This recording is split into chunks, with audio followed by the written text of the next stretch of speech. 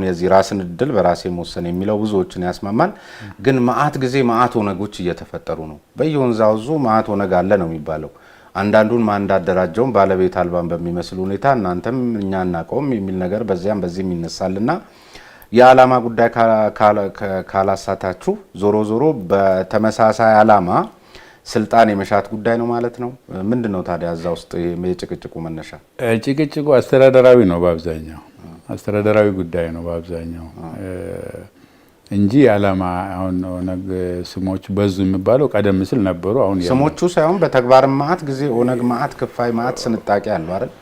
እነዛ የሚሆኑበት ምክንያቶች ቅድም ያልኩን አመራር ለአስተዳደሩ አላሰራ ግን ያስተዳደር ነው ብሎ ብቻ መውሰድ ይቻላል አቶ ቀጀላ? ምክንያቱም ለምን መሰሉት የፕሮግራም ጉዳይ ከሆነ ቀደም ሲልም ነግረውኛል የጠራ ፕሮግራም ያለው ነው የሚል ነገር የጠራ ፕሮግራምና በህዝብ ዘንድ ተቀባይነት ያለው ሪዮት ዓለማዊ ፍልስፍና ይዞ የሚራመድ አካል ከ40 ዓመታት በላይ ሲቆይ ገና ግቡን አልመታም፣ ስኬታማ አልሆነም። ከኋላው የተነሱት እንደነ ህወሓት አይነቶቹ እንኳን ስኬታማ ሲሆኑ ኦነግ ስኬታማ ያልሆነበት ምክንያት ይሄን ታላቅ ህዝብ የሚመጥን ፕሮግራም ይዞ ስላልተነሳ ነው፣ የአናሳዎችን ጥያቄ ይዞ ስለተነሳ ነው በሚል የሚተቿቸው አሉና እዚህ ላይ ያለው ታሰማ አይደለም። ኦነግ እንደውም ኦነግ ነው ኦነግ ያደረገው ዓላማው ነው እንጂ እንቅስቃሴው አይደለም። ያ እሱ ማስተምራቸው አስተምሮቶቹ ነው እንጂ በመሬት ላይ የወሰዳቸው እርምጃዎች ወታደራዊ ድሎችን ተቀዳጅቶ ወይንም በእንቅስቃሴ ህዝባዊ እንቅስቃሴ ውስጥ ሰፊ እንትን አድርጎ አይደለም። በዋናነት እሱ ተቀባይነት ያገኘው በጥያቄው ነው። የኦሮሞን ህዝብ ጥያቄ አንግቦ ስለምንተቀሳቀስ ነው።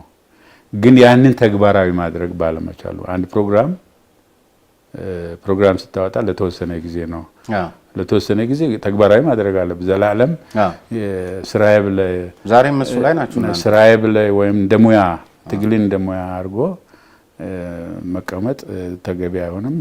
የተወሰነ ጊዜ ውስጥ ይሄን ነገር አረጋለሁ ይመስላል። ግን እኮ እናንተ ግባችሁ ራሱ ትግል፣ ግባችሁ ራሱ ጭቅጭቅ፣ ግባችሁ ራሱ በተለያየ መልኩ ይሄ ኢቭን እንደው እናንተ ውስጥ ሁሉ ለሚፈጠረው እንትን አሁን ይሄን ያህል ዓመት የኖረ አካል ችግሩን ውጫዊ የማድረግ የሞራል ልዕልና ይኖረዋል ወይ?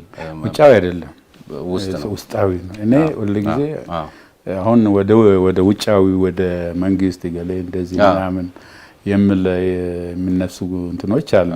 ሁሉ ጊዜ ነው የምናገረው ዋናው የኦነግ ችግር የውስጥ ችግር ነው። የውስጥ ችግር ደግሞ ዲሳይሲቭ ነው፣ ወሳኝ ነው በማንኛውም ለእድገትም ለውድቀትም። ስለዚህ ከዚሁ ጋር አመራር ከሌለው አንድ ድርጅት አመራር ወሳኝ ነው። አመራር ማለት ክራፍት ምንድነው? ጥበብ ነው። ጥበብ ያስፈልጋል።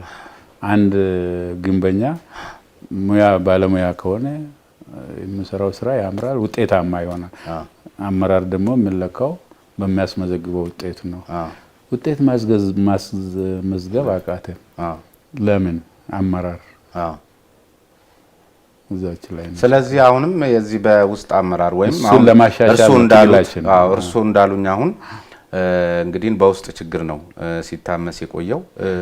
ብዙ ጊዜ ለሚነሳበትም ችግር የውስጥ ችግር መሆኑ ብቻ ሳይሆን ደግሞ የከፋ የሚያደርገው ይህን ችግር ለመፍታትም በውስጥ በአመራር ደረጃ እየተቸገረ ያለ ፓርቲ ነው። ስለዚህ አሁን እንደገና ደግሞ ቀደም ሲል በዚሁ ሰሞን እርሶም አንድ በሰጡት መግለጫ ላይ ህዝቡን ማሳዘናችሁን፣ ህዝቡን ተስፋ ማስቆረጣችሁን በእንደዚህ አይነት ሁኔታችሁም ተናግራችኋልና እንዲህ እያላችሁና እንዲህ ባለ ሁኔታ ውስጥ ከችግርም በላይ የሆነ ፓርቲ የህዝቡን ችግር ሊፈታ አሁን በምርጫው ዋዜማ ላይ ወደ ምርጫ እንገባለን ብሎ ሲንቀሳቀስ እንደው ለወጉ ነው ወይስ ምን ለማትረፍ ነው? ምን ማለት ነው?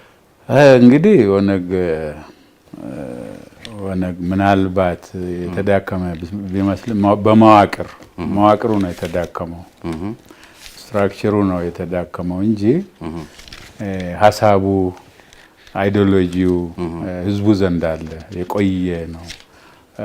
በመሆኑም እኛ ወደ ምርጫ ገብተን የመንግስት ስልጣንን ለመያዝ አይደለም የታገል ነው ከመጀመሪያው ለኦሮሞ ህዝብ ለሌሎች ህዝቦችም ነጻነት፣ እኩልነት፣ ለዲሞክራሲ ለህዝቡ የሚፈልገውን ካገኘ ማንም ይመረጥ ማን ዲሞክራሲያዊ ስርዓት ከተፈጠረ ህዝቡ ደግሞ በራሱ ጉዳይ ላይ ራሱን መወሰን ከቻለ እኛ ቤታችን ገብተንም ቁጭ ማለት እንችላለን። ያ ችግራችን አይደለም ለማለት ነው የምትሉት። ማን ቁጭ ያለ አለ አሁን እስካሁን ማለት ብዙ እሱን ለማሳካት ደግሞ ብዙ ጊዜ አይፈጅብንም። አሁን ውዝግብ ውስጥ ነበርን። ምርጫው ተቃርቧል። መቼ ነው የምትሰሩት? አንደኛ ነገር ደግሞ እናንተ እርስ በራሳችሁ ችግራችንን መፍታት ያልቻላችሁት እንዴት አድርጋችሁ የህዝቡን ችግር ትፈታላችሁ ብለኛል። ችግርን የሚፈጥርና ችግርን መፍታት የችግርን ግጭት ማስወገጃን ዘዴ የማያውቅ መሪ ደግሞ ከበዛ ቦታ ማግለል ነው። እነዛ ከተገለሉ ችግር ፈጣሪዎቹ እዛ ቦታ ላይ ከሌሉ ለህዝቡ ጥያቄ መፍትሄ የሚያስገኙ ሰዎች በቦታው ቢሆኑ የኦሮሞን ህዝብ ጥያቄ መመለስ ይቻላል። ያገለላችኋቸው እኮ ወይም ደግሞ ያን እርምጃ ወሰዳችሁት በወረቀት ነው ወይም ደግሞ በአመራር ነው። እናንተ ከሰው ልብ ውስጥ እስካልተሰረዙ ድረስ አሁን ይሄ ነገር ይሆናል። ብዙ እኮ የነሱን ሀሳብ ገዢ ሀሳብ አድርጎ መሪ ብሎ ደግሞ ውስጡ ያኖራቸው ኃይል ይኖራል ብዬ አስባለሁ። ስለዚህ እሱንስ ነገር አይታችሁታል? አስቸጋሪ እሱ ውጅንብሮች ይኖራሉ፣ መወናበዶች አሉ እናውቃለን። እነሱም ሲጀምሩ በዚህ በውጅንብር በመንዛት ግለሰቦቹ ሁልጊዜ አንድ ችግር ድርጅቱ ውስጥ ሲፈጠር ዋናው ነጥቡ ላይ ሳይሆን አጀንዳው ዋናው ሀሳብ ላይ ሳይሆን ግለሰቦችን ማጠልሸት፣ ተቀባይነት እንዳያገኙ ማድረግ፣ ስም ማጥፋት እንደዚህ አይነት ነገሮች ነበሩ፣ አሁንም አሉ። በዚህ የተወናበደ ሊኖር ይችላል። ያንን ገዢ ሀሳብ ተሸክሞ ምንድነው ምን ለማድረግ ከኛ የተለየ ምን ለማስገኘት አላማው ያው ነው። እኛም ይዘን የምንንቀሳቀሰው ያው በፖለቲካ ፕሮግራሙ ላይ ያለውን ነው። ምንም በዛ ላይ አልተጣላንም። ምንድነው ልዩነቱ እዛ ላይ ብለን ብንጠይቅ ምንም ነገር እኮ የለም የወንበር ጉዳይ ካልሆነ በስተቀር። ያ ወንበር ደግሞ ካልሰራና እዛ ላይ ቁጭ ብሎ ካልሰራ ያው ከዛ ዞር ማለት አለበት። እኛ እንኳን ይሄንንም አልፈለግንም ነበር። ይሄንን ለውጥ የወንበር ለውጥ ማድረግ እንትንም ፕሮግራሙ አልነበረንም። ግን ችግር እንዳነሳው ቀደም አንድ መሪ ችግር እንዳይፈጠር ይከላከላል ድርጅት ውስጥ ለድርጅቱ ደህንነትና አንድነት ሲባል። ከተፈጠረ ደግሞ ኢሚዲየትሊ ቶሎ ለመቅረፍ ይሯሯጣል። እነዚህ ግን ሪፍቱን ያሰፉ ድርጅቱን እየሰነጣጠቁ ለአደጋ ያጋለጡ ሰዎች ናቸው። እንደነዚህ እንግዲህ እንደነዚህ አይነት ሰዎች የህዝቡን ችግር ይፈታሉ፣ ጥያቄ ይመልሳሉ ብለን አንጠብቅም። ህዝቡ ይሄንን ቀስ ብሎ ይረዳል ለወደፊትም። እና በወረቀት ያልከው ደግሞ ያው ጠቅላላ ጉባኤ ነው የቀየረው። ኦፍ ኮርስ ሌጂቲመሲ ጠቅላላ ጉባኤ ስለመረጠን ብቻ ሳይሆን በምንሰራቸው ስራዎች ህብረተሰቡ ዘንድ ባለን ተቀባይነት ይምጡና እንወዳደርኛ ከነሱም ጋር እነሱንም ጠርተናቸዋል አብረን እንድንቀመጥ ጠቅላላ ጉባኤ ለማግለል ፈልገን አይደለም። እምቢ ስለተባለ ችግሩን ለመፍታት የብሔራዊ ምርጫ ቦርድ፣ የሀገር ሽማግሌዎች፣ የቀድሞ መሪዎች ያልሞከሩት ነገር የለም። ይሄ ድርጅቱን በትነን ወይም ደግሞ ለግለሰብ ሰተን ወደ ቤታችን ከምንገባ ብለን ነው ያን ያደረግነው እንጂ ጊዜው ሆኖ ወቅቱ ሆኖ የአመራር ለውጥ ለማድረግ ወቅቱ ላይ ስለሆነ አይደለም፣ ወይም ዝግጅቱ ኖሮና አይደለም። ለሽግግር ነው ያዘ ስፕሪንግ ቦርድ ነው ድርጅቱን ከተበተነው ሰብስበን ለማቆየት። በዚህ ሁኔታ ምርጫው ላይ ተጽዕኖ ትልቅ ተጽዕኖ አለው። ምክንያቱም ቀደም ሲልም አገር ቤት እንደገባን የነበረንን ጊዜና ያለንን ድጋፍ በአግባቡ አልተጠቀምንም፣ ባክኗል።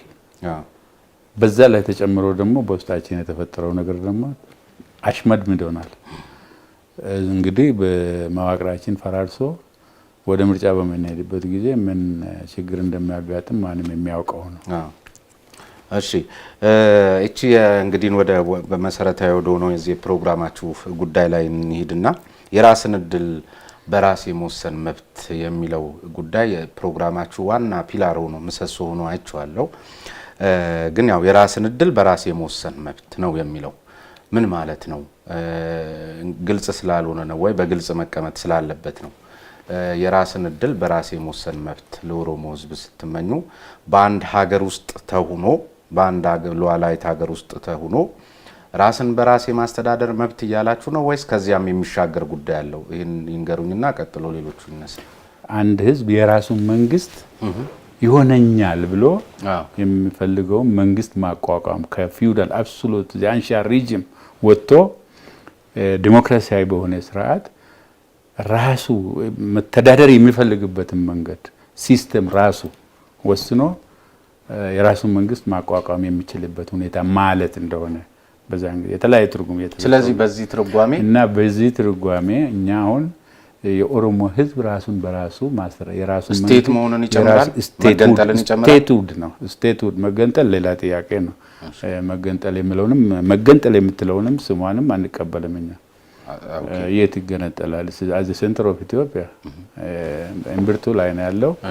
የራስን እድል በራስ መወሰን ማለት ስቴትሁድ የኦሮሚያ ስቴት እንፈልጋለን። አሁን ያለችው አሁን ስቴትሁድ ስቴትሁድ ኦሮሞ ናሽናሊዝም ዴቨሎፕ አድርጎ አሁን ስቴትሁድ የመመስረት ደረጃ ላይ ደርሷል። ያ ስቴትሁድ ማለት አሁን ያለው አይነት በቃ እና እሱ ላይ ራሱን በራሱ እንዲያስተዳድር ከቀበሌ ጀምሮ።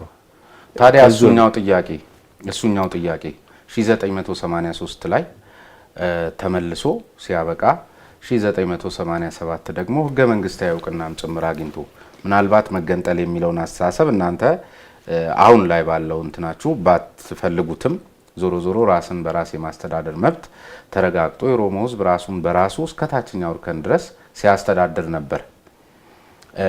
ምናልባት እንግዲህ የራሱ የኦሮሞ ህዝብ የወከላቸው ወይም ወክለውኛል የሚሉት አመራሮች ድክመት እስካልሆነ ድረስ ጠለፈኝ ቆረጠኝ ምናምን የሚለው ላይ ሌሎች ላይ ማላከኩ እንደተጠበቀው ነው። ወይም ደግሞ ከ2010 በኋላም ደግሞ በሚገባ ይሄ መብት ተረጋግጧል። ምናልባትም የኦሮሞ ህዝብ በማዕከላዊ መንግስትም ጭምር ትልቅ የሆነ ኃላፊነት እየተወጣና ትልቅ ሚናን በመጫወት ሂደት ላይ እንደሚገኝ ምንም ግልጽ ነውና በቃ ኦነግ የቤት ስራውን ጨርሷል፣ አይወጣበትም። ምን ያደርጋል?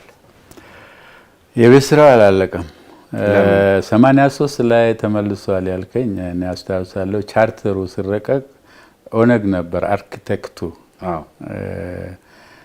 በሶስት ትላልቅ ነገሮች ላይ ነበር ኦነግ ያተኮረው። አንድ ዲሞክራሲያዊ ስርዓት፣ ሁለተኛ የራስን ህዝቦች የራስን እድል በራሳቸው የመወሰን እና የሰብአዊ መብቶች። ያኔ ግን መገንጠል የሚለውም አለበት። ያኔ በኦነግ አስተሳሰብ ያኔ ቻርተሩ ላይ ስናስቀምጥ የተባለው ምንድነው? ህዝቦች የራሳቸውን እድል በራስ መወሰን የሚችሉበት ሁኔታ በዚህ በቻርተሩ በስምምነት ማለት ነው ተደራድረን በስምምነት ኮንፈረንስ ተደርጎ ያ ቻርተር ጸደቀ። ጁላይ ላይ መሰለኝ አላስታውስም። እዛ ውስጥ ቻርተሩ ላይ የሚለው ህዝቡ ይሄ ካልተገበረለት ይላል አልተተገበረም ብሎ ካመነ እና መብቴ ተነክቷል ተገፋው ካለ የራሱን እድል በራሱ መንገድ ሄዶ የራሱን እድል መወሰን ይችላል። ምን ተቀምጧል። ያ ማለት